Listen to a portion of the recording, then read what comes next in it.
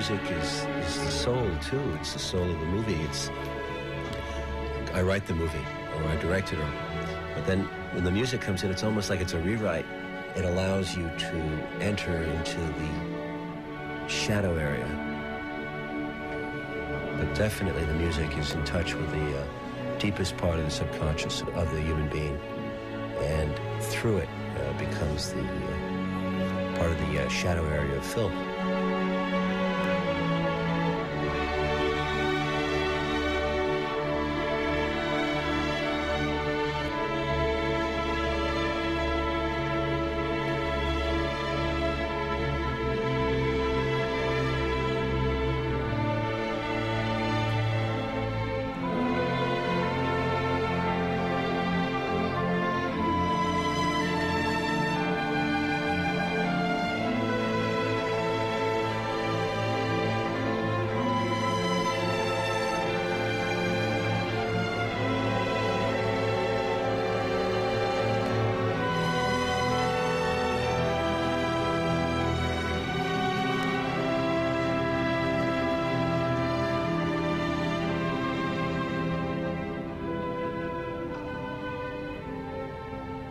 Well, when I was a film student at New York University, I was always very influenced by the Nouvelle Vague, and obviously I associate Georges with all the films of François Truffaut.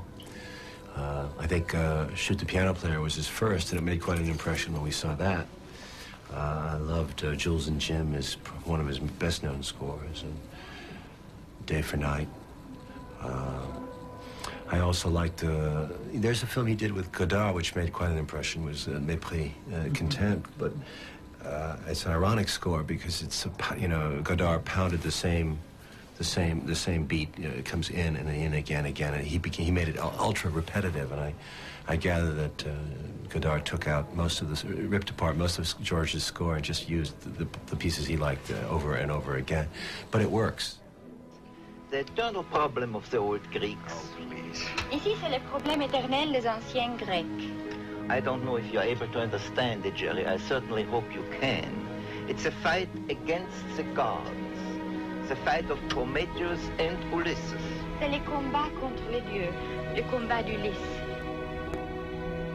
When you saw a French New Wave picture, you were not hit right away by what became later the lush orchestral Hollywood music look.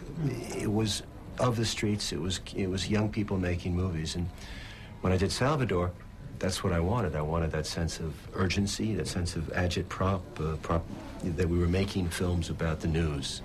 So I thought that George, when he did Salvador, actually went back, in a sense, to some of those roots of the new wave, and he just, the first few beats that you hear on Salvador just grip you and tell you that this is today's headline.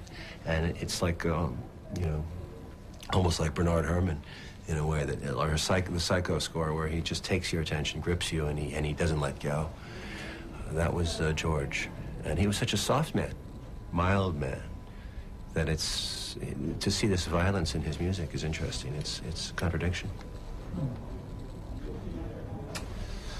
I'll show you. Yeah.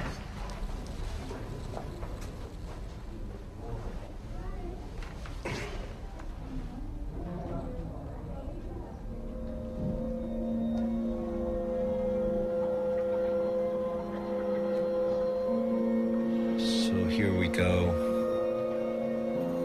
Archbishop is we're playing off quiet organ music. We don't think anything's going to happen.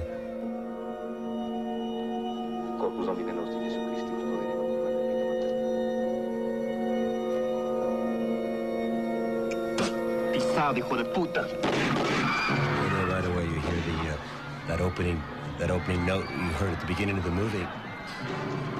It's exactly the same newsreel, urgent, documentary quality, and these notes come back in here, and they drive us out of the church.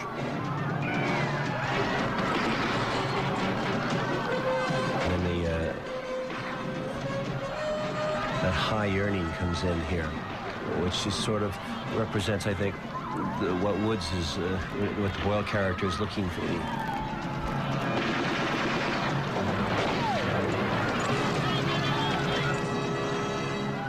Continued newsreel. urgency combined with yearning.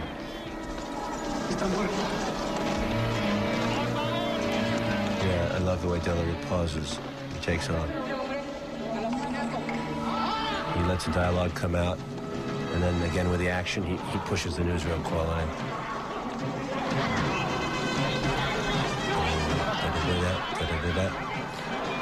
And we drive. And here we have the romantic theme, let's call it, coming in here. Broken Hearts.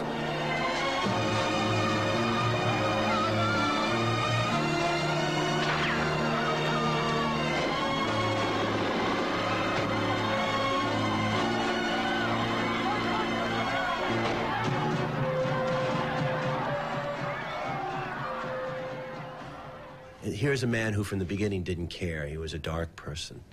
He was selfish. And here, by the end of the movie, he cares. He cares a lot. And his heart is truly torn by not only the loss of this woman, but by the events of El Salvador. So it all must culminate in the end.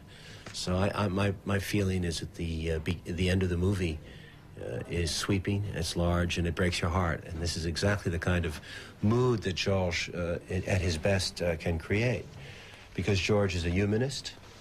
Truffaut knows that. And he's also a Frenchman. And I think there's something he's the most epic composer of France, in my opinion, because he touches the heart.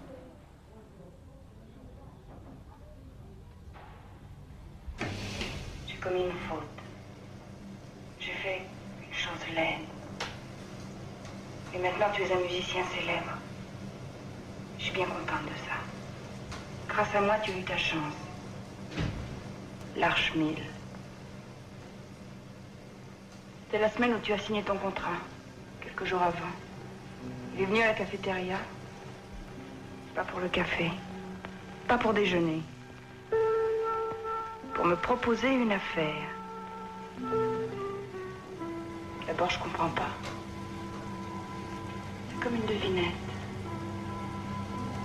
Je me demande de quoi il parle. Il me regarde.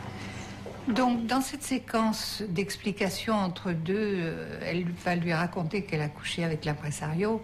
La musique commence très pianissimo, c'est-à-dire qu'on entend à peine l'introduction sous sa parole, parce que François voulait surtout pas que les musiques annoncent les événements, et donc c'est une musique assez douce, neutre, triste quand même, en mineur. Et la musique va évoluer avec la parole au fur et à mesure qu'elle raconte ce qu'elle a fait. J'ai commis une faute. J'ai fait une chose laide.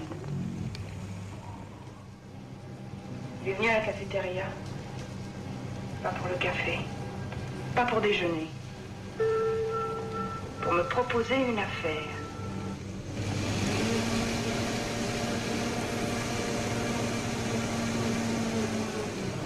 Le lendemain, il revient. Tu sais, comme travaille une araignée. Comme s'il me coupait en deux. Comme si le cœur c'était une chose et le corps une autre. C'est pas Teresa qui est allée avec lui. D'ailleurs, de la même façon qu'on ne voit pas du tout Aznavour, on ne voit qu'elle. Elle raconte son histoire très paisiblement. Il n'y a aucun effet à l'image, il n'y a pas de plan de coupe, de surprise ou de colère d'Aznavour.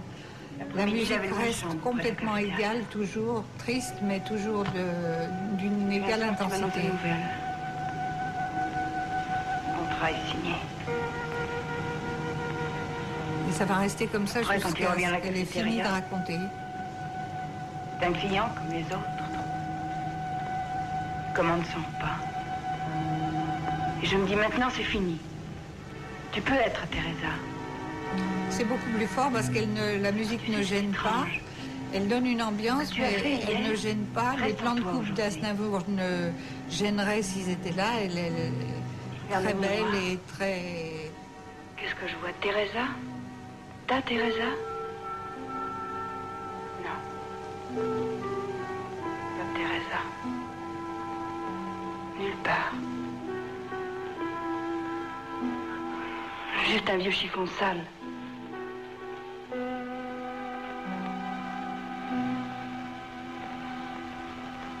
Voilà pourquoi je veux pas qu'on me touche. Ne touche pas cette saleté. Oui, regarde-la, va vers elle, baisse Par la tête. contre, là, Mets-toi à genoux. Vite, La pendant qu'il est musique temps, a réfléchis. changé en même temps que le plan Si tu sors changeait. par cette porte, On elle passe restera sur seule, il lui. faut pas la laisser seule. Il y a une musique très suspense et à la fois lancinante, toujours la même, les tambours qui sont au même rythme que lui,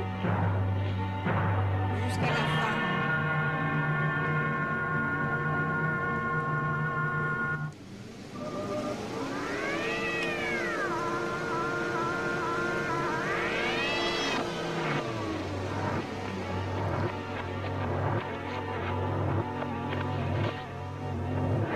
C'est le genre de musique qu'on cale par la fin. On se met à la fin, on met la chute, après on remonte et on voit si c'est exactement le changement de musique se produit en même temps que l'image. Pendant qu'il est temps, réfléchis. Tâche de réfléchir. Si tu sors par cette porte, elle restera seule. Il ne faut pas la laisser seule. Et avec Delru, ça se produisait toujours en même temps que l'image parce qu'il était très précis.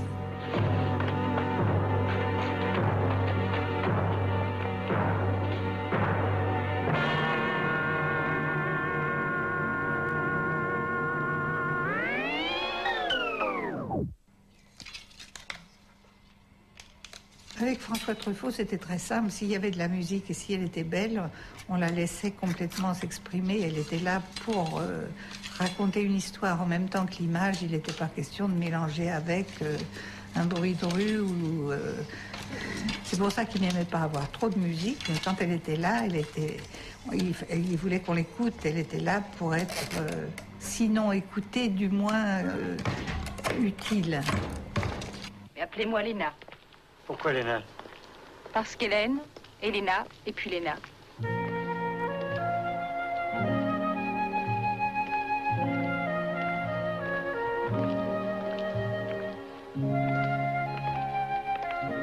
Les thèmes, François les avait déjà entendus.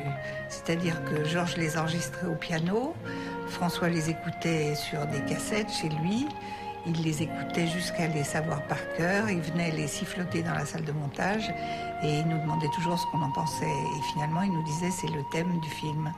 Donc pour lui, les thèmes devaient être mélodieux. Si on ne les retenait pas, ça lui plaisait pas. Il fallait qu'on puisse les chanter, les siffloter, les chantonner.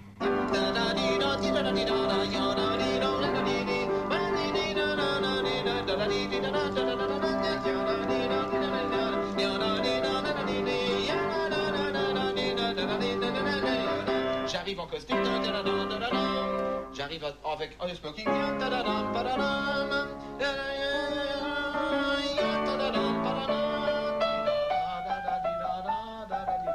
John arrive, on se bouscule pour changer de chaise. Et l'interview autour de l'arbre.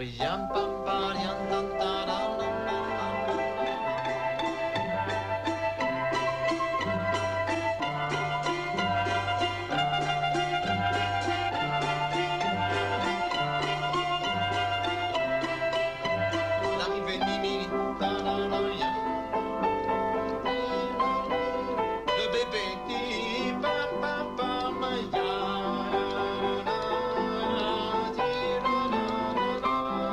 l'entrée dans la petite maison, premier, le second, le troisième, quatrième, cinquième, sixième, septième, huitième.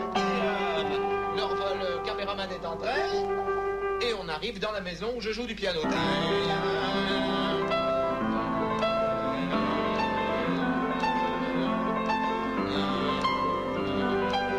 Et tout le monde chante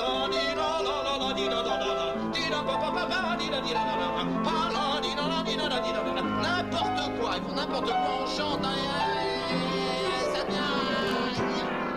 Et je pars avec ma petite famille.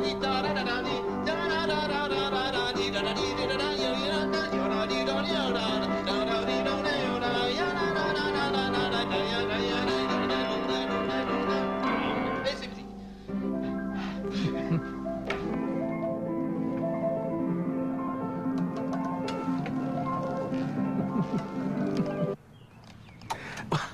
Well, haven't seen that for 30 years. I directed the film and, as I pointed out, actually appeared in it. And it was a satire on a BBC film unit making a serious documentary on a famous French composer. And we did it in 3 different styles. You've seen one of them. We did it as a silent movie where the composer would have written appropriate music for such a sort of speeded up slapstick sort of approach. We also did more serious versions as well, but that was the last one, I think, the funniest. And one of the great things about Georges was that he could actually put so much more onto a scene. He could add tremendously to your original concept and transform it from not a bad idea into a spectacle. Vous avez des cigarettes? Oui, naturellement. C'est vous, Jim? Non, Jules. Vous êtes gentil, Jules. Je vais vous faire la locomotive à vapeur.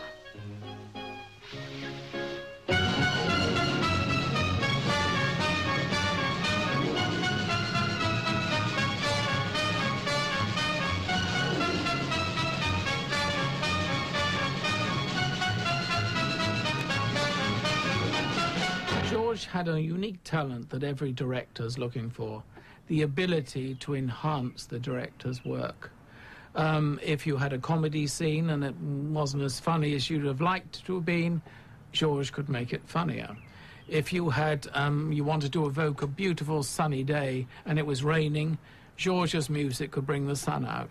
Now, not many people can do that. Only God and Georges Delerue can do that.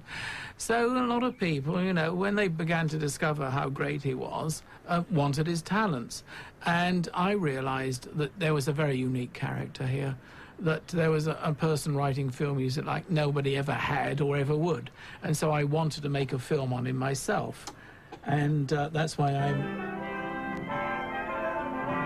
made this film as a homage to the greatest film composer that ever lived.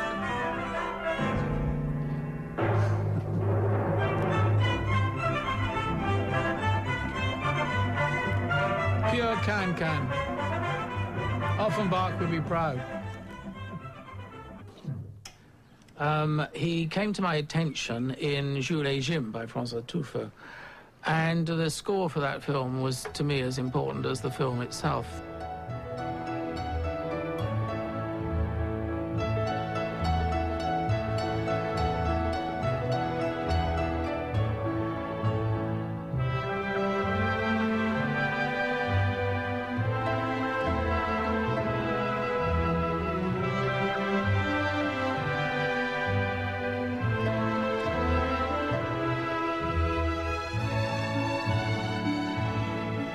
The lyrical quality that he brought to 3 people on bicycles riding through the countryside was just absolute magic.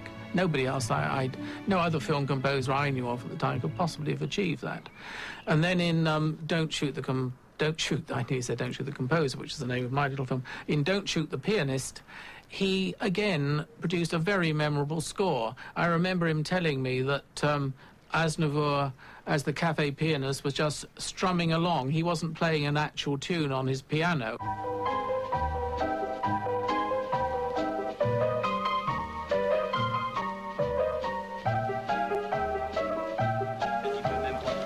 Les problèmes techniques ont été innombrables pour tirer sur le piano. Je crois que c'est le film le plus difficile que j'ai eu à faire. En plus, c'était un des premiers grands films que je faisais. Heureusement, j'avais quand même un peu la technique par le court-métrage. Mais il se trouve que tout le film a été tourné sans enregistrement préalable de musique, d'une part, si bien que j'ai dû reconstituer une musique valable en soi, uniquement en me fiant au minutage des gestes, enfin un coup d'épaule au récital d'Aznavour qui était ponctué par un accord, et tout ça, essayer de faire quand même quelque chose de musical.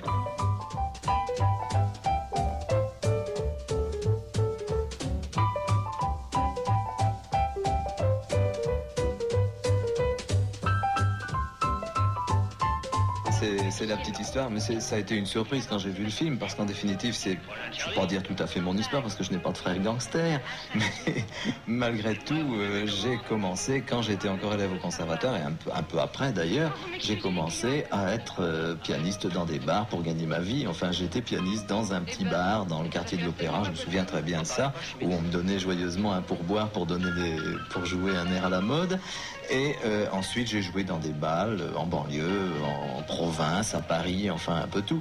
Et si bien que mon idéal, c'était quand même de faire de la musique classique et d'être chef d'orchestre. Et je me trouvais un peu en parallèle, effectivement. C'est bien que ça a été une surprise et j'étais d'autant plus content de pouvoir faire la musique de ce film. Qu'est-ce que tu fous ici? Bah moi je vais te dire ce que je t'avais. Ça va. Ça va pas du tout. Bah t'as bonne mine derrière cette casserole. Alors tu devrais devant un piano de concert, pour une salle couverte bleu, avec des spectateurs à dos. Alors moi je te demande qu'est-ce que tu fous ici? Pauvre musique de film.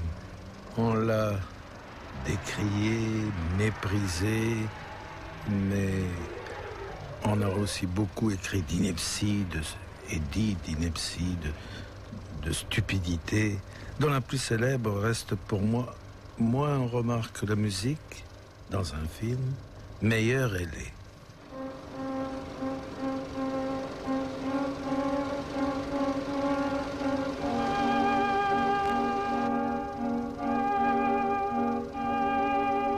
J'avais monté plusieurs courts-métrages dont la musique avait été faite par Georges Delruc.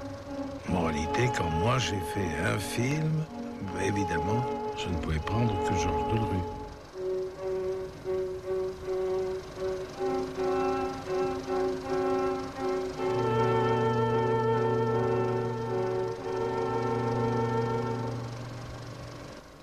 Et alors, il m'a dit, quel genre de musique faut-il faire? Là, je lui ai dit du Delruc.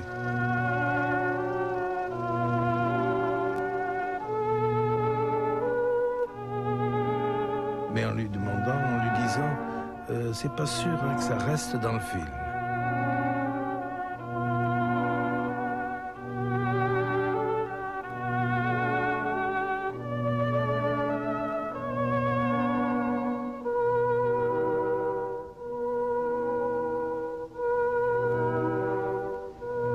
Finalement, la musique vous enjôle. Une fois que vous l'avez mise sur l'image, si jamais elle marche avec, c'est fini, on ne peut plus s'en débarrasser. Et donc, ces morceaux en forme de quatuor à cordes sont restés dans le film.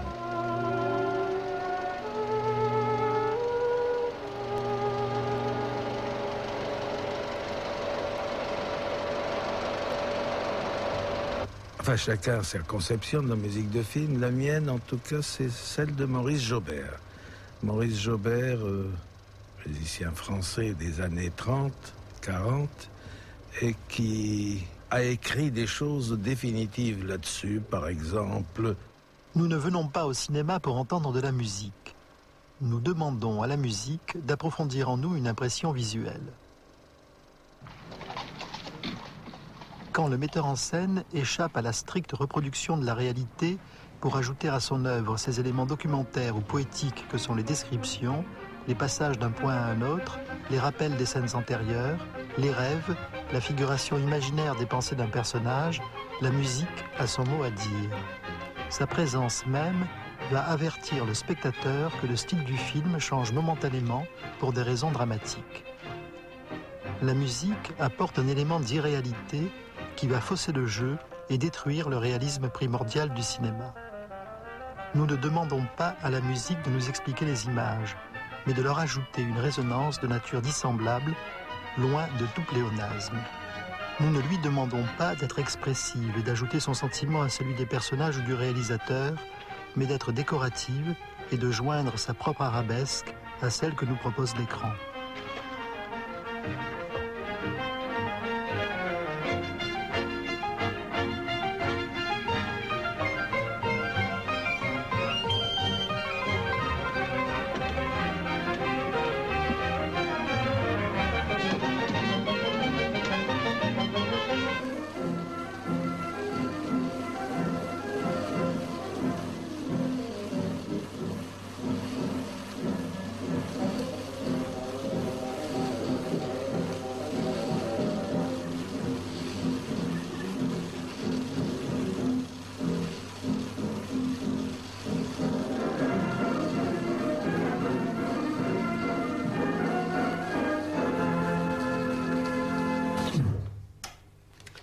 Alors là, pour Adélache, on a pris la musique de Maurice Jaubert. Et François, il mettait, c'est assez marrant, moi j'ai toujours trouvé qu'il mettait toujours un peu de poussière dans ses films. C'est-à-dire que même les films qui tournaient, qui étaient modernes, enfin qui étaient contemporains, qui tournaient à l'époque actuelle, à l'époque à laquelle il vivait, il y avait toujours quelque chose qui faisait que ça avait l'air d'avoir des films qui dataient de 20 ans, 30 ans. Enfin, il y avait toujours, moi j'ai toujours trouvé que c'était pas, il était à la fois pas du tout quelqu'un qui vivait tout à fait dans son époque, mais qui avait le goût comme ça du passé, qui était assez instinctif et qui se sentait beaucoup. Alors là, c'est vrai qu'on est dans un passé beaucoup plus reculé, dans un passé historique. Je crois que c'est pour ça qu'il a reculé aussi dans l'histoire du cinéma et qu'il a pris le musicien de la Talente, qui est, alors de la même façon que c'est un temps historique, la musique est un temps historique du cinéma. Voilà, je pense que c'est ça le grand lien sur cette musique, du choix de cette musique.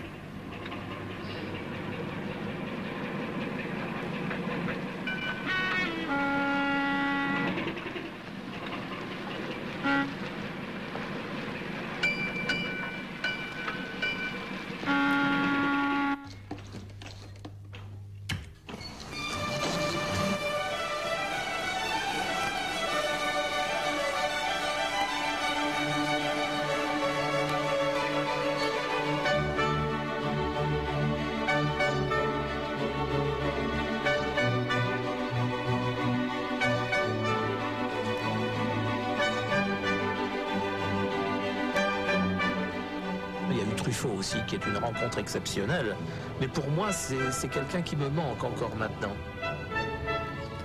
Je crois que les rencontres ont une énorme importance dans la vie, et dans ma vie elles ont eu une importance absolument considérable.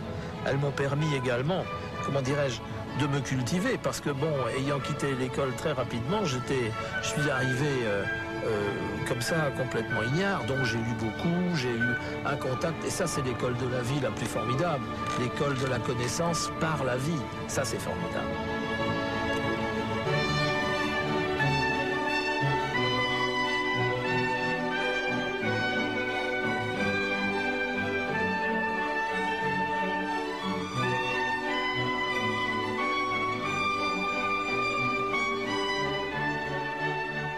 Ce sont des rencontres importantes dans la vie. Ce sont les gens qui vous amènent une certaine philosophie de la vie, une certaine conception de la vie. Ça, je dois dire que une des chances aussi de ma vie, c'est d'avoir fait de la musique de film. Mother! Mother! What is it? What's happened to her? He doesn't love me anymore. Doesn't love me anymore. Nothing to decide for the two of us. He's decided it. It's good for me.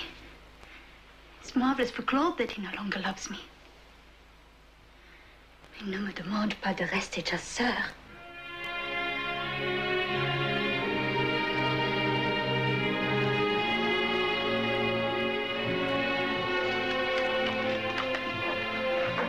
Des amis femmes. Des amis femmes. Don't understand that expression. Don't understand those morals. Where are you, Claude? With these women? What are you looking for in these women? You're too curious. But whether you want it or not, I am your wife. Plus your sister, your friend, everything you'd want. Exactly what you'd want. Voilà, la voix de Muriel s'arrête, la musique s'arrête. Alors évidemment, on peut se dire que toute cette séquence-là aurait pu être sans musique, parce qu'il y a déjà une musique, il y a déjà deux musiques, on peut dire. C'est la voix de Muriel principalement, mais en anglais et en français, de deux façons différentes d'ailleurs, puisqu'on a des voix intérieures et des voix extérieures, enfin quand elle parle normalement à la caméra, avec cette petite finesse que dans les voix intérieures, quelquefois, elle répète des choses, par exemple, quand elle écrit, elle répète des choses, elle les prononce avec la bouche, alors qu'elle ne les dit pas vraiment, elle les murmure avec la bouche, synchrone avec le texte qu'elle est en train d'écrire, dans le cas des lettres. La mienne est oui. Nous avons changé de place, comme au jeu de chaises. Alors, vous ne désirez plus que je vous aime. Si vous veniez, je vous aimerais tellement que vous le verriez. Et Anne et ma mère aussi. Muriel n'envoya pas cette lettre à Claude, ni aucune de celles qu'elle lui écrivit à cette époque.